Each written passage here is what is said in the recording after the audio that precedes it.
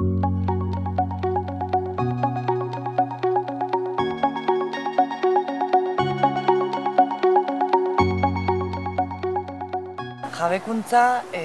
gaur egun hemen bizi dugun jendarte matxistan, zapalkuntza ardatz dan matxismo horren aurrian, emakumeok egunerokotasunean eraso eta diskriminazio egoera ezberdinen aurrian txiki eginez gaitezen eta indarra emango diguten tresnak dira, ez? Autodefentsa feminista tailerretan gai honi heltzen diogu bai norbanakotik hasita eta taldean lan eginaz, zapalkuntza ardatz horren esparru ezberdinei helduta.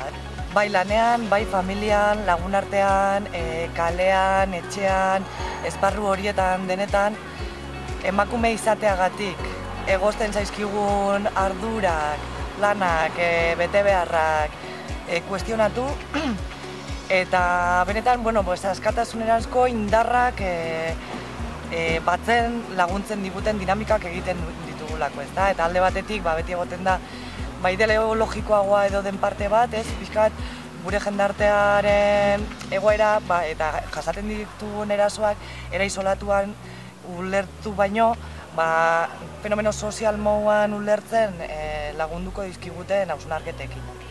Gero jarrera ere asko lantzen dugu, jarreran askotan automatismo bidez eta azkenean askotan genero mandatuen bitartez gauzak era konkretu batzuetan egiten ikasten dugu eta horietaz hausnartu, horiekin esperimentatu, jarrera landuaz askatasunerazko pausuak eman dezakegula uste dugu.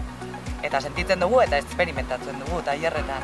Eta hoien inguruan hausnartuz eta hoiei aurre egiteko tresnak guztion artean bilatuz, geure erantzun kanpazitatea indartu egiten dugulako. Konturatzea ez gaudela bakarrik, ez direla eraso individualak edo isolatuak eta batera indartsuagoa garela eta batera ahal dugula.